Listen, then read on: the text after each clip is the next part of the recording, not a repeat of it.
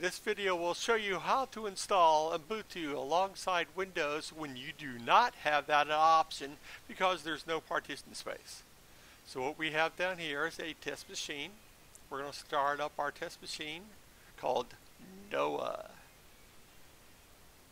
And what this will do is it'll boot up just like it was from a UB stick or a live CD, but we're just going to skip the menu and go straight into the Ubuntu feature.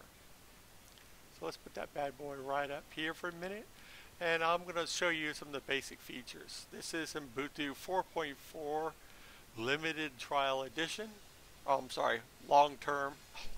Brain fart, no problem, I'm back. Alright, when it boots up and you get to this menu of features, always make sure you are connected to the internet at this icon right up here at the top, the double arrows. Make sure you're connected to your Wi-Fi. If not, manually connect it. Hit install Ubuntu. And you see you got the space. Always pick download updates. It's longer install, but the after party's a lot faster and you'll be happier. Install third-party software. This is for multimedia, DVDs, and a bunch of other features. Believe me, you want it. You hit continue. And then it's going to chunk and chunk and chunk and chunk. And you see we have no features to install. Don't panic. This is actually a very good thing because it'll allow you to learn a little bit more about computers. What do we have is a partition. The area of the hard drive is not big enough for Windows to share, or it's not set up that Ubuntu feels safe adjusting it. Not a big deal. I'll show you what to do. What we're going to do is we're going to reboot into the live menu stick. So I'm going to pause it until that menu comes up. Okay, now we're back and we've booted from the USB drive. As you see, what we got here is the UB multi-boot disk. There's a Linux distribution you're just looking at. But what we're going to do is we're going to go down here to Other OS and Tools. We have the Higher-Ends 15 Rescue CD. And we're going to hit OK on it. Now what this does, it's got a bunch of DOS programs. It has a Linux rescue environment called Parted Magic. But rather than going to the Linux environment, we're going to stay in Windows. It's got some other tools in here. But let's just make this real quick. Windows XP is very familiar. You'll enjoy it. So let's just stay in something that's safe. And we're going to boot up in here in our Windows XP environment. And as soon as it gets to a screen, I'm going to pause it and we'll start back up again.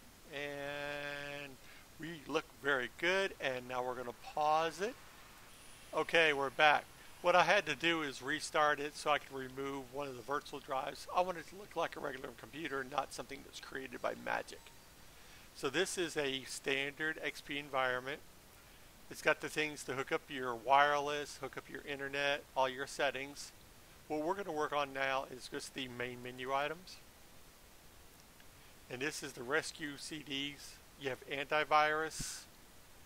You can back up things, make a ghost of your hard drive to save it. File browsers, cleaners. All the nice little tools, device drivers, viewers, file systems. A lot of good tools, including a remote control with TeamViewer. But what we're going to look at now is the partition tools. Now you could use this to rescue files off a computer that's infected with a virus. So it's a very nice CD to have. Well, we're going to go over here to Partition. Partition Wizard, Home Edition.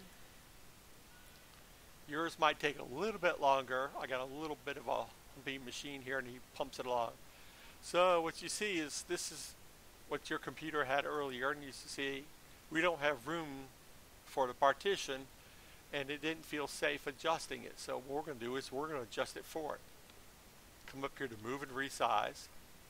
Now what you can do is you can type the number in here or just slide it across. And what we're going to do is we're going to slide across. And 2, 4, 5, 6, 7. There we go. 9 gigs. So 9,000. You need between 9 to 12 gigs to be comfortable. You can get as low as 6 gigs, but you might want to download a program or two. So aim aim between 8 to 12 gigs to give yourself enough space. Alright, so we now allocated the spot. You hit apply. And what this is doing is the partition table is actually a file that tells the hard drive where to put stuff, how to access the operating system, etc.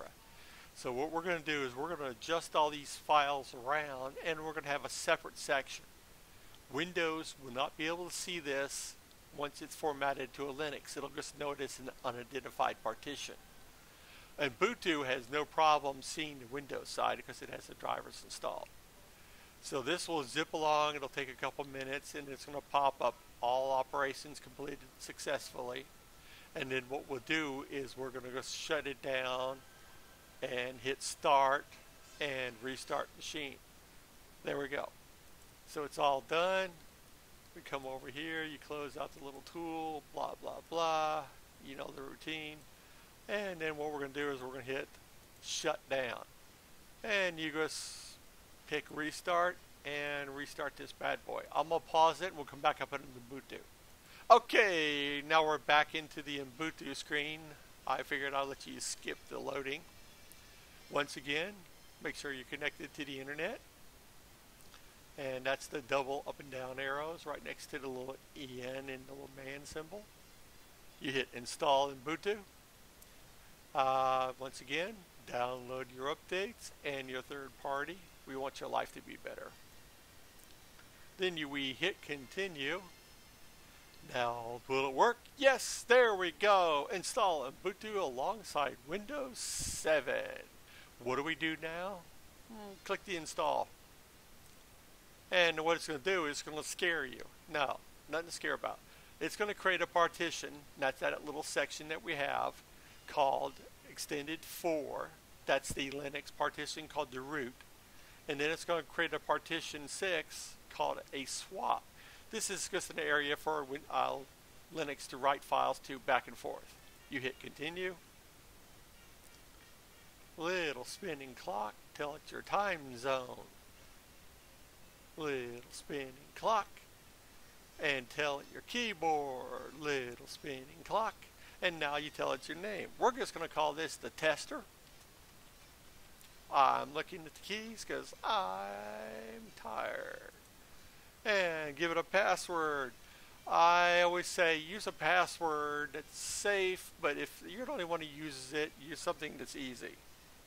Oh my gosh, that's so easy. If you're the only user on it, go for login automatically. Make your life a little bit better. You hit continue, and there you go. It's copying files. Alright, this will be the end of the video, but I am going to create a second video telling you what happens when it first boots up. So right now, it's going to download a bunch of drivers. It's going to set up the file environment, copy it over, and create it. So, second video will be posted in just a few minutes.